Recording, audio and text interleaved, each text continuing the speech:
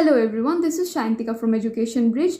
आज मैं आप लोगों से बात करने वाली हूँ नीट के टेस्ट सीरीज के बारे में, यानी कि नीट के प्रिपरेशन के सेकंड मोस्ट इम्पॉर्टेंट स्टेप के बारे में, जो कि है आपका टेस्ट सीरीज। तो अब बात करते हैं व्हाट इज टेस्ट सीरीज। तो टेस्ट सीरीज बेसिकली एक सिक्वेंशियल नंबर ऑफ टेस्ट्स है जो कि आपके नीट के पैटर्न के अकॉर्डिंग उसको क्यूरेट किया जाता है just to boost your preparation. ठीक है, sequential number of test based on your NEET का syllabus and curated especially according to NEET का क्वेश्चन पेपर। अब बात करते हैं वाई टेस्ट सीरीज। तो टेस्ट सीरीज लेने के बहुत सारे रीजंस हैं। सबसे पहला reason, it lets you know about the NEET का क्वेश्चन पैटर्न, यानी कि नीट में जिस तरह से क्वेश्चन सेट होते हैं, टोटल आपके अभी न्यू नीट के पैटर्न के अकॉर्डिंग आपके 200 क्वेश्चंस होंगे इन टोटल, उसमें आपको सिर्फ 180 क्वेश्चंस अटेम्प्ट करने हैं उस तरह से, और फिर आपका 3 घंटा टाइम है। तो नीट के जो आप टेस्ट सीरीज दोगे, या फिर आप जे मेंस का भी ले लो, किसी भी एंट्रेंस का जो आप टेस्ट सीरीज देते हो, उसमें क्या होता है, वो लोग जिस एग्जाम का आप दे रहे हो उसी के पैटर्न के अकॉर्डिंग एक डिफाइंड सिलेबस दे दिया जाता है कि सपोज आपका फिजिक्स, केमिस्ट्री एंड बायो का हर एक सब्जेक्ट का पहला 3 चैप्टर्स का सपोज आपका टेस्ट होगा टेस्ट सीरीज नंबर 1 में फॉर एग्जाम्पल। तो उसमें क्या करेंगे वो लोग, उन 9 चैप्टर्स को सेक्शन वाइज डिवाइड कर देंगे, उसमें से आपको क्वेश्चंस दे दिए जाएंगे 50-50-50 करके दे दिए जाएंगे, जिसमें से आपको हर एक सेक्शन में सिर्फ 45 क्वेश्चंस अटेम्प्ट करने हैं। ठीक है, और फिर क्या करना है, 3 घंटा आपका टाइम होगा, बिल्कुल जैसा नीट में होता है। उससे क्या होगा, पहला आपको जब एक लिमिटेड अमाउंट ऑफ सिलेबस दे दिया जाता है और बोला जाता है कि आपको सपोज 14 दिन में कंप्लीट करना है या फिर 1 हफ्ते में कंप्लीट करना है, तब आप उसको कंप्लीट करते हो। कंप्लीट करके जब आप पेपर देते हो नीट के सिलेबस के अकॉर्डिंग, नीट के पैटर्न के अकॉर्डिंग जब बैठते हो पेपर देने, तो जब आप एक्चुअल में एग्जाम दे रहे हो तो आपको ऐसा लगेगा नहीं कि हाँ ये नया पैटर्न है मेरे लिए, या फिर मैंने पहली बार ऐसा क्वेश्चन पेपर का पैटर्न देखा, टाइम भी इतना लिमिटेड है। ठीक है ना, क्योंकि एग्जाम हॉल में सिर्फ सिलेबस कंप्लीट करके जाना is not the only factor that determines your score.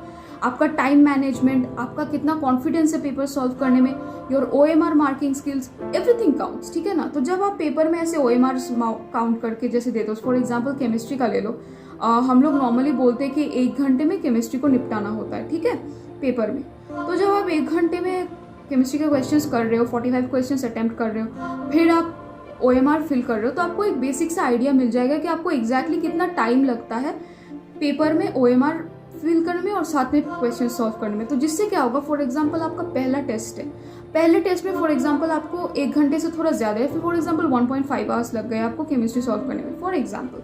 ठीक है, तो आप नेक्स्ट टेस्ट में आप उसको इम्प्रूव कर सकते हो, टाइम मैनेजमेंट हो गया इससे आपका।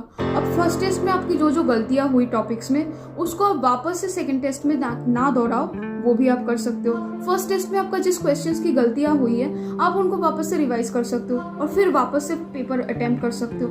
ये बहुत सारी फीचर्स जो है वो अवेलेबल होती है जब आप टेस्ट सीरीज देते हो। ठीक है, एक डिटेल्ड एनालिसिस मिल जाता है आपको, सिलेबस ट्रैकिंग से लेके आपका कितना कंप्लीट हुआ है, आपका जो कितना ब्रेन में रहता है, time management, everything matters in this test series का जो प्रिपरेशन होता है। ठीक है, अब आ जाते हैं सबसे इम्पोर्टेंट बात में, यानी कि एक कॉमन प्रॉब्लम होती है जो बहुत सारे बच्चे फेस करते हैं थ्रू आउट द कंट्री।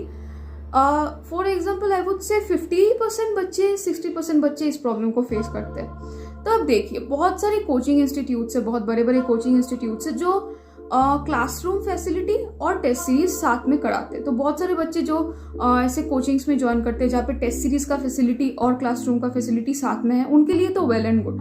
अब बहुत सारे जो लोग कॉमन बच्चे होते हैं, मतलब जो इतना कुछ हाई एंड कोचिंग्स में नहीं जाते, जो जैसे कि कोई सेल्फ प्रिपरेशन कर रहा है, या फिर कोई लोकली आप इंडिविजुअल टीचर्स से पढ़ रहे हो, या फिर आप किसी भी कोचिंग में पढ़ रहे हो लेकिन उसमें ऐसा कुछ स्टैंडर्डाइज टेस्ट सीरीज का प्रिपरेशन का मतलब आपका फैसिलिटी नहीं है, तो वो बच्चे क्या करते हैं, वो अलग से ऐसे DLP कोर्सेज ले लेते हैं। ठीक है, यानी कि डिस्टेंस लर्निंग प्रोग्राम्स ले लेते हैं, या फिर किसी और कोचिंग का टेस्ट सीरीज का मटेरियल ले लेते हैं। ठीक है, तो उन बच्चों का क्या प्रॉब्लम होता है कि जहाँ से वो पढ़ रहे हैं, जहाँ से उनका क्लासरूम चल रहा है, वहाँ पे एक पैटर्न में आपका सिलेबस कंप्लीट किया जाता है, और जहाँ से आप टेस्ट सीरीज करा रहे हो वहाँ का जो सिलेबस है वो अलग ही होता है। तो सबसे बड़ा प्रॉब्लम यहाँ पे बच्चे फेस करते हैं कि उनको जो दो मतलब कोचिंग और उनका टेस्ट सीरीज है, उनका जो सिमेट्री है वो बच्चे मिला नहीं पाते। मतलब अगर आपका फॉर एग्जांपल क्लासरूम कोचिंग में लिविंग वर्ल्ड चल रहा है, आपके टेस्ट सीरीज में दिया हुआ है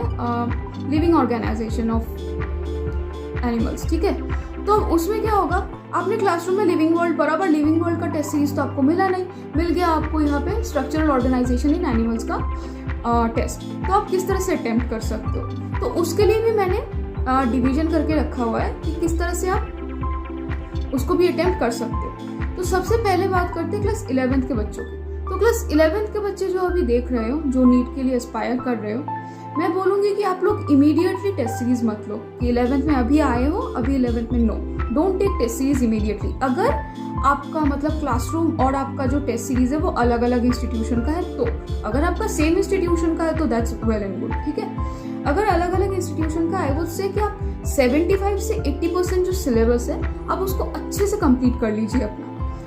यानी कि 11th का 75 to 80% सिलेबस जब आपने MCQ वगैरह PYQ सब कंप्लीट कर लिया, तब जाके आप क्या करो, टेस्ट सीरीज में एनरोल कर लो, विच वुड बी अराउंड आपका पहले 6 महीने के बाद जाके आप टेस्ट सीरीज में एनरोल करो। उससे क्या होगा, आपका जो सिलेबस है वो ऑलमोस्ट कंप्लीट हो चुका होगा, और अब जो टेस्ट्स आएंगे आपके पास वो आपको रिवीजन करने में बहुत हेल्प करेंगे। यानी कि फॉर एग्जांपल अगर आपने पहले 6 महीने के बाद अटेम्प्ट किया, तो अब 6 महीने के बाद जो पहला टेस्ट होगा वो डेफिनेटली आपका फर्स्ट टेस्ट नहीं होगा। मतलब कोचिंग्स में तो मतलब जहाँ से आप टेस्ट सीरीज ले रहे होगे वो तो कंटिन्यूएशन पहले से ही करते हैं क्लास 11th के, तो मिड में जो आपको टेस्ट मिलेंगे आप उन्हें अटेम्प्ट मत करो। यानी कि आप 6 महीने बाद जो टेस्ट सीरीज ज्वाइन करोगे उसके जो फर्स्ट टेस्ट होंगे आप वहीं से टेस्ट देना स्टार्ट करो, ठीक है। वो अलग बात है कि आपको वो सेल्फ एनालिसिस करना पड़ेगा, क्योंकि वहाँ पे आपको वो अलग से फैसिलिटी नहीं मिलेगी कि हाँ सबके साथ जो आपका मार्क्स टेस्ट हो गया है वैसी नहीं मिलेगी, लेकिन आप पेपर लाके खुद सॉल्व करो, ठीक है।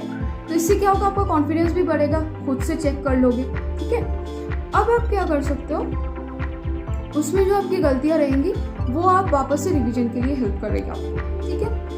अब बात करते हैं क्लास 12 स्टैंडर्ड के बच्चों के बारे में। अब 12 स्टैंडर्ड के बच्चे जो है, आप अपने 12th का जो 50% सिलेबस है उसको कंप्लीट कर लीजिए सबसे पहले, और साथ ही साथ 11th का पूरा रिवीजन कर लीजिए उस 50% सिलेबस कंप्लीशन के ड्यूरेशन में। फिर आप टेस्ट सीरीज में एनरोल कीजिए। उससे क्या होगा, आप जो 11th और 12th का जो साइमल्टेनियस टेस्ट सीरीज है वो ऐसा चलता है कि जो 12th के बच्चे हैं उनका 11th और 12th दोनों का पोर्शन इंक्लूडेड होता है नीट के टेस्ट सीरीज के पेपर में, ठीक है। आप कहीं का भी उठा लो, सेम ही होता है।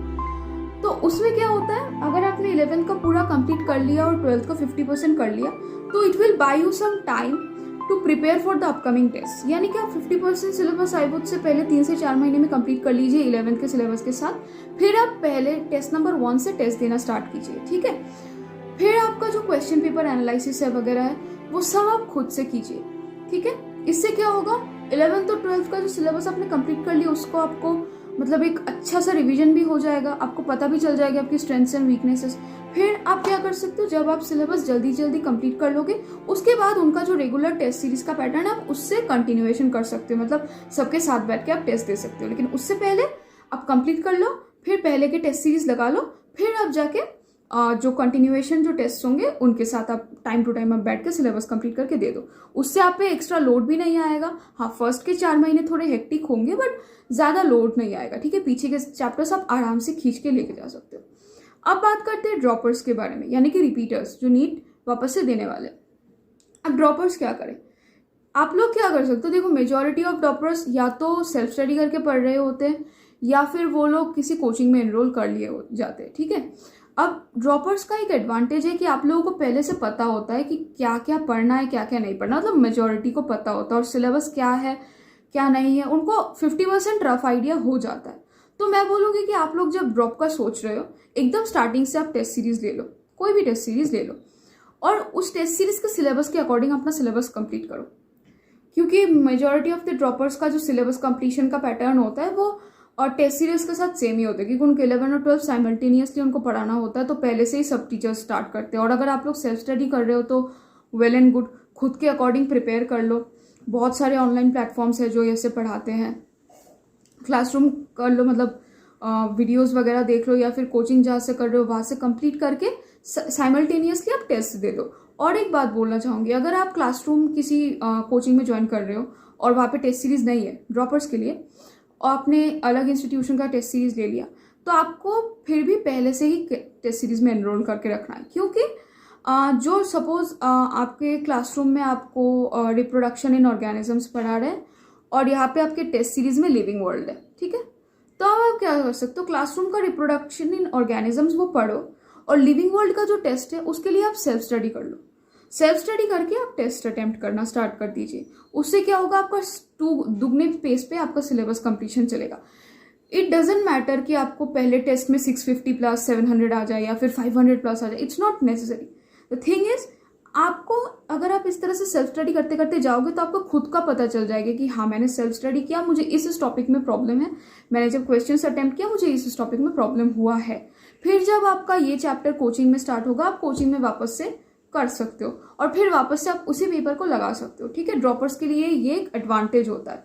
तो ड्रॉपर्स को क्या करना है, सबसे पहले सिलेबस कंप्लीशन की चिंता नहीं करनी है। जब आप ड्रॉप का सोच रहे हो तुरंत ही आप एनरोल कर लो टेस्ट सीरीज में। और क्लासरूम का अगर सेम चल रहा है टेस्ट सीरीज के साथ तो well and good. Self study कर रहे हो तो टेस्ट सीरीज का सिलेबस फॉलो करके सेल्फ स्टडी करो। और अगर कोचिंग में अलग पढ़ा रहे हैं और टेस्ट सीरीज का अलग सिलेबस है तो जो टेस्ट सीरीज का सिलेबस है उसको खुद से कंप्लीट करने की कोशिश करो। अगर 75% भी कंप्लीट कर सकते हो तो you will think you are in a good place, ठीक है। इस तरह से आप अपने एनालिसिस कर सकते हो। और बहुत जल्द मैं एक टेस्ट सीरीज के रिव्यू के बारे में भी एक वीडियो लाऊंगी जिसमें I will talk about how to exactly detail में एनालिसिस करना है, मतलब टेस्ट सीरीज देने के बाद how to exactly analyse your score and everything. So I will talk about that soon. तब तक जितना मैंने बोला है, try to follow this thing, it will help you a lot in your NEET का preparation. Thank you for watching the video.